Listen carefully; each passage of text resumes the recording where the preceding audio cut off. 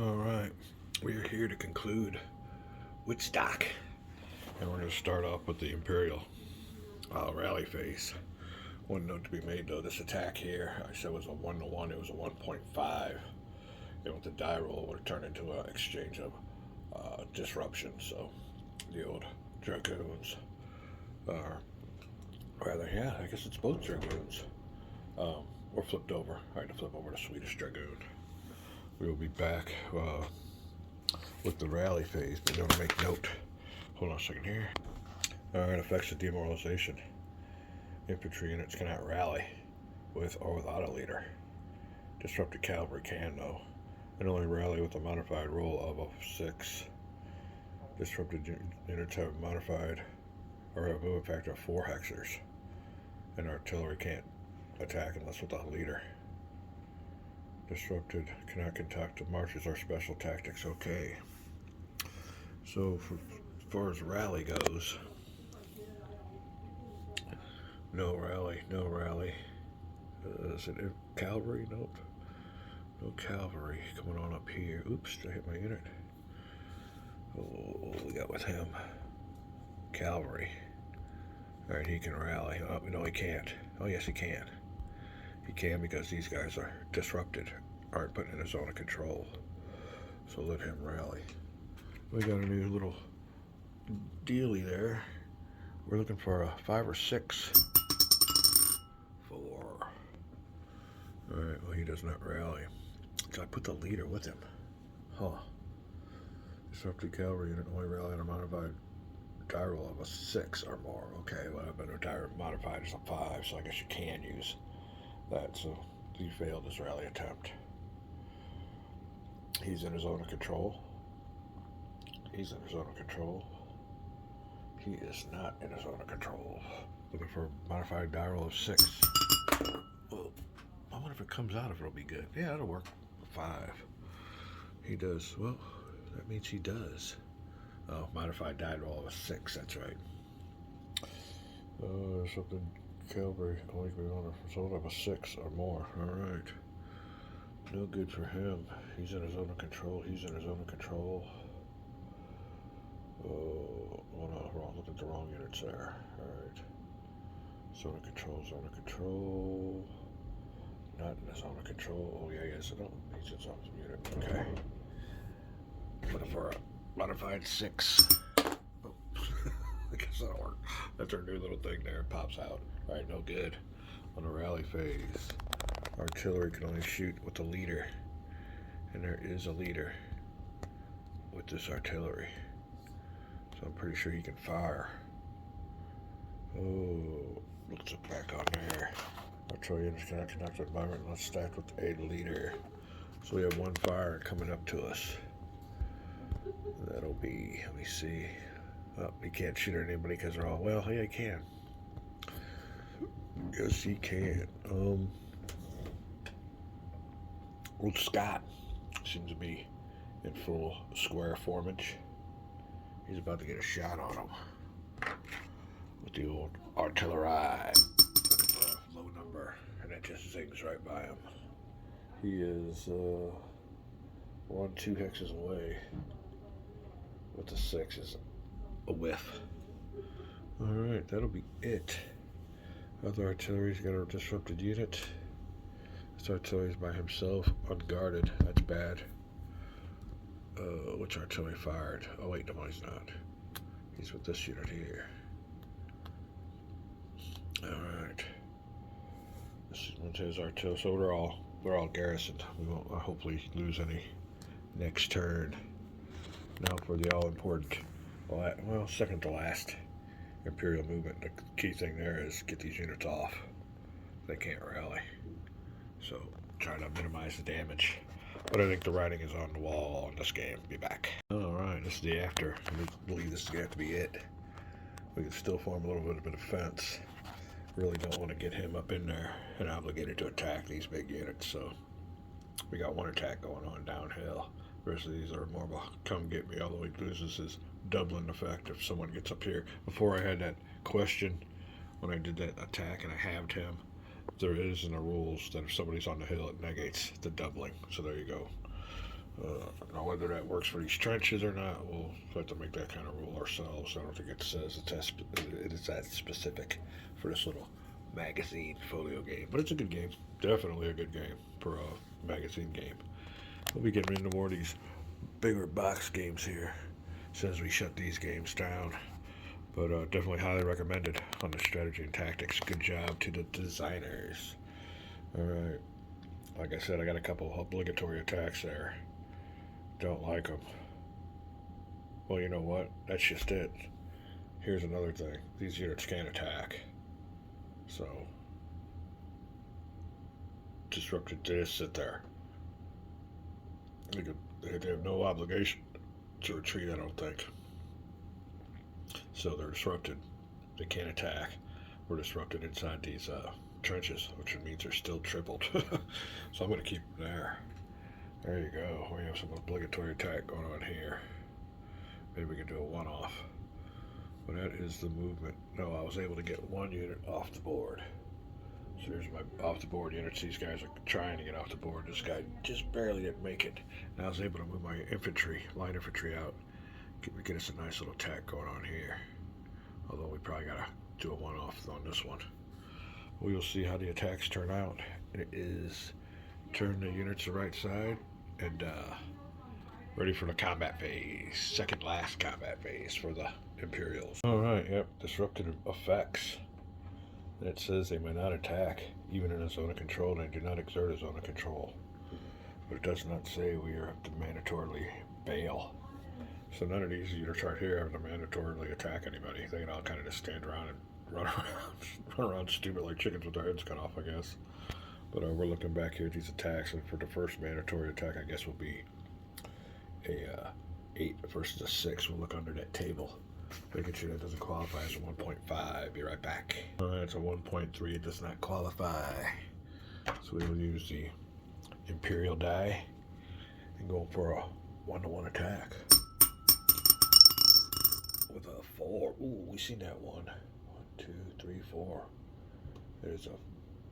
Oh, shoot. I'm just thinking, I guess pike and shot. No, they called it for his turn. We call it for his turn, so this turn here. I don't think it applies. Huh. Let me see. That was just for his combat. Yeah, I think it's for his combat phase. Alright, we're at ooh, let me see here. 1-to-1 with a 4.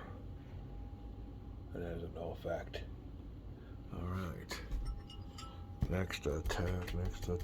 Where are my little tweezers? Alright. How are we going to do this one? Oh, well, he don't have to attack. That's right. Okay, no attack. He's the only one in good order. These are all disrupted. Our next attack will be this one here. We'll do a one-off. 10 versus 4. That'll be a 2-to-1 attack.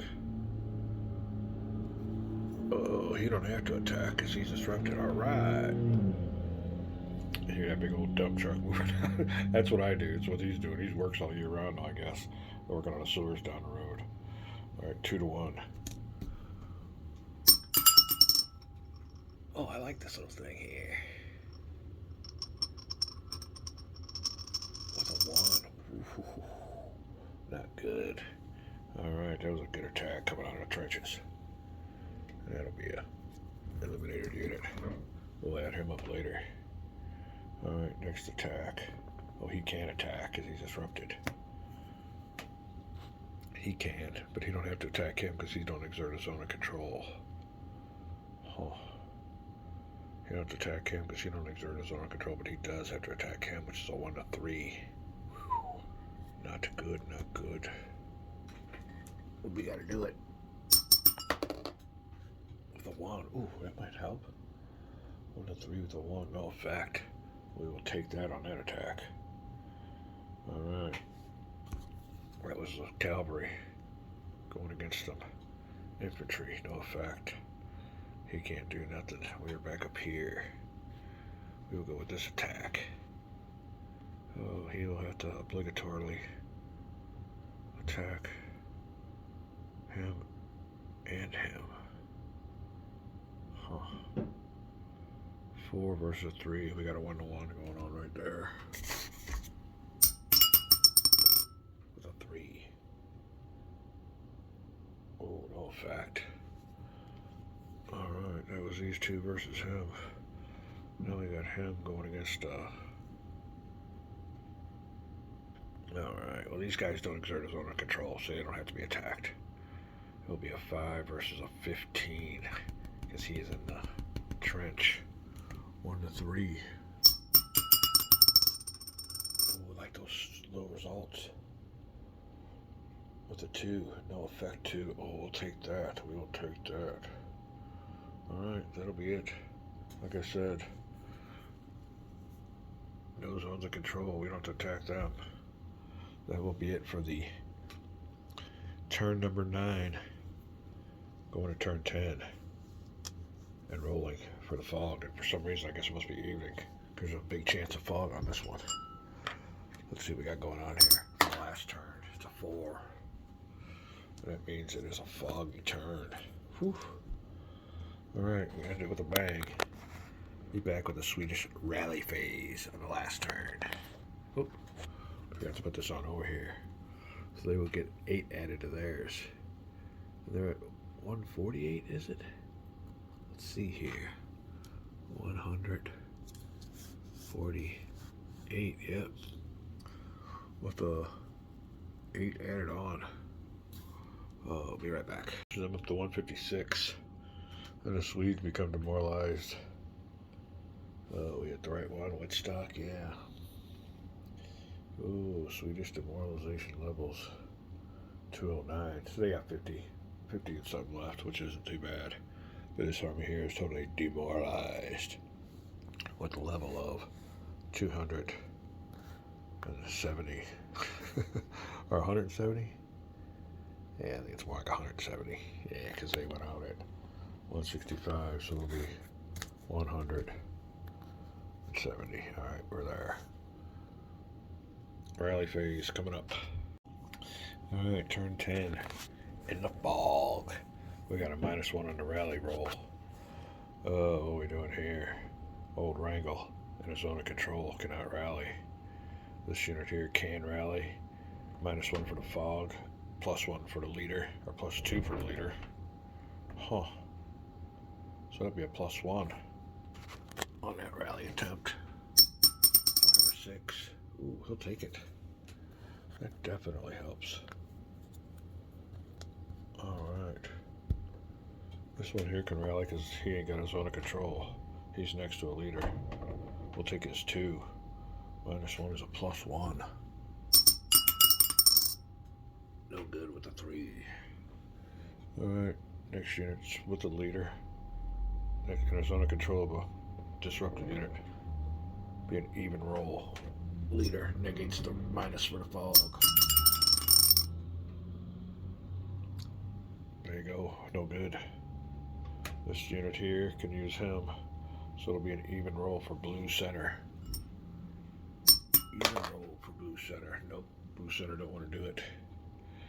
Alright, this guy can do it by himself, but it's with a -1.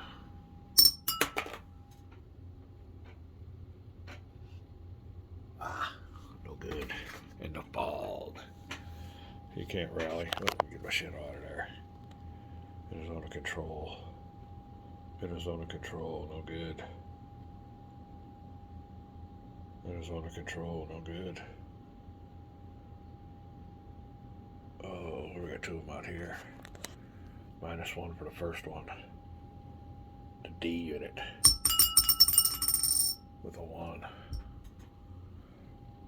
Oh, the center unit. With a 1. This unit out here. 5 -1 is a 4. It does not cut it.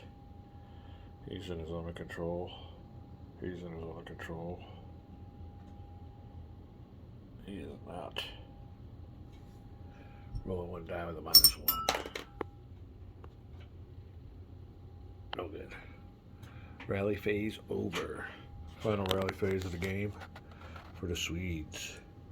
They're looking to use some artillery, but They only got a 2 hex range in the fog. We will not be doing that. Next up, Swedish Spinal movement of the game. I'll be right back. Alright then, this will be it. All the movements were halved in the fog. This will be the final movements for the Swedish player.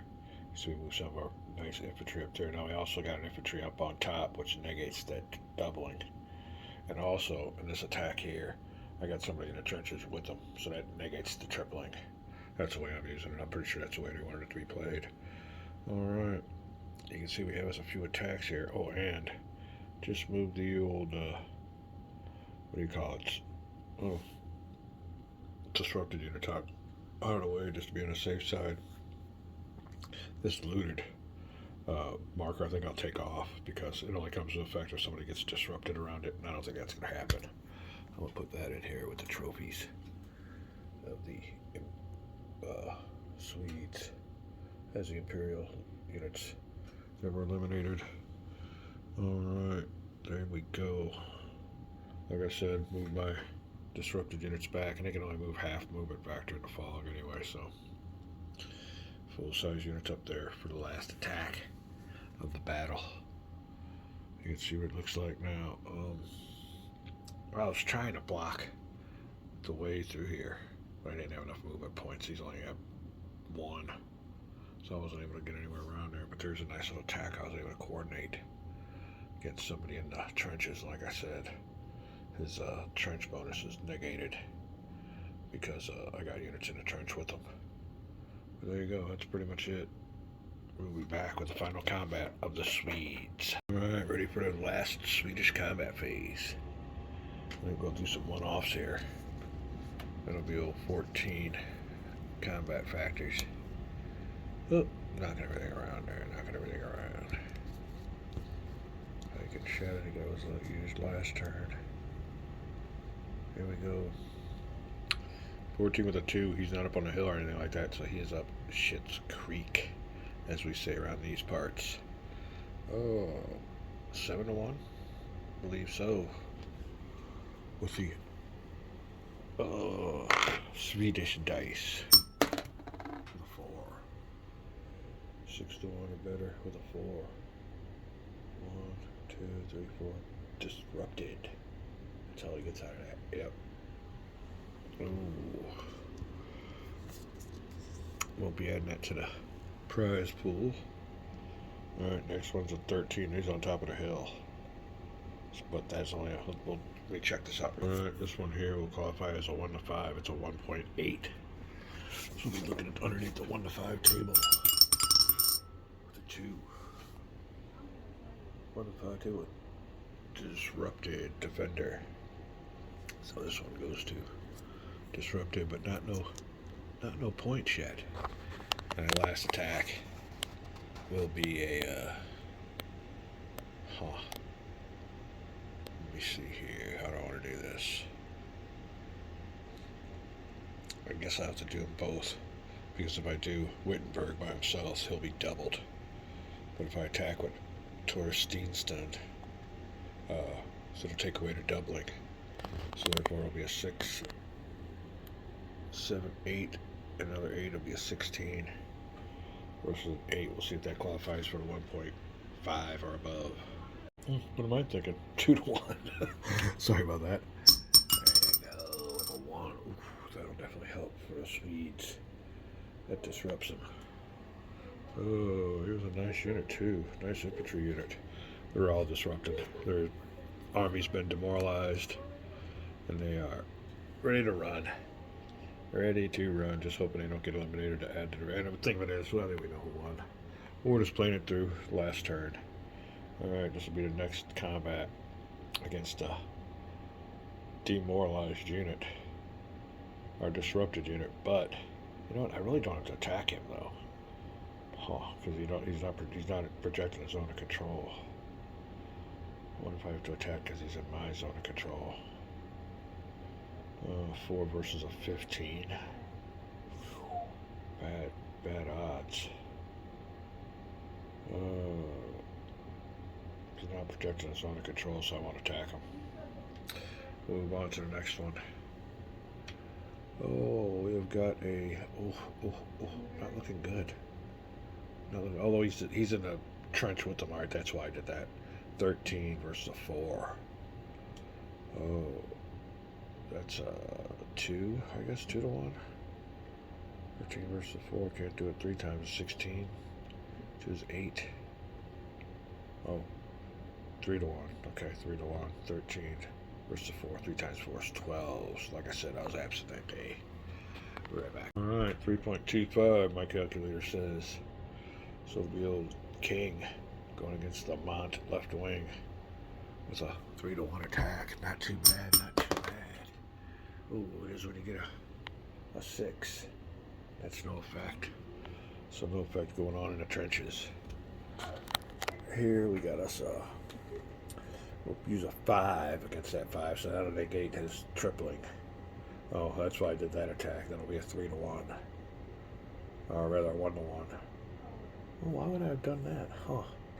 He negates, the old reserve negates the tripling, but alright, that'll be a 3 to 1 attack. Oh, plus he's on a hill, which would, yeah, it's just a 3 to 1 attack. Those 3 going against him. Like I said, his tripling's negated because I got somebody in the trenches with him. 3, 2, 1. Looks like a good odds attack for me. With a 2. Oh, disrupted. Nothing major. Just got them all disorganized while they're fending off the attackers. Alright. I believe that's going to be it. Oh, we got attack here, but it doesn't need to happen because these don't have zones of control. They're both disrupted. Alright, that is it for the demoralized army. Or for attacking the demoralized army. We're coming down to the last turn. It will be the Imperials. See what they can make of it. And then we'll be counting up the victory points. We'll be back for Imperial rally phase, I guess. Alright, going down the rally phase. He can't rally. It's under control. Same here. No rally. No rally. No rally. It's under control. He can't rally because his army's demoralized. Oh. What we got underneath him? Somebody that can rally with a +1 modifier. But he needs a 6. Ooh. Nope, that's not going to do it. Alright. Cavalry can rally with a roll of a 6 when demoralized army. Coming up here. He can't rally. He's in the zone's control. Oh, he can't. With a lone 6er. Oh, no good. Oh, it's a -1 too. In the fog. Alright. These both can try with a -1. Ain't gonna do it though. There's no chance. Alright. That is it for the rally. Let me see. Artillery fire. The one artillery unit right here. I don't see where you can fire at anybody. They're all disrupted. Can't fire straight over these guys, so he's in a. So there will be no artillery fire. You can only shoot 2 hexes anyway because it's foggy. So no, none of that. It will be the Imperial last movement phase. And then if they have any combat, then the end of the game. We'll be back with the conclusion of Wittstock. Alright, final movements. And that'll be it. That will be calling it a game. You can see I just left some units there, but everybody else is mostly heading to get off the board. We were able to get 3 of them off. It don't mean nothing. It's all symbolic. Just showing you what everybody would have did at the end of the battle. That's pretty much skedaddle.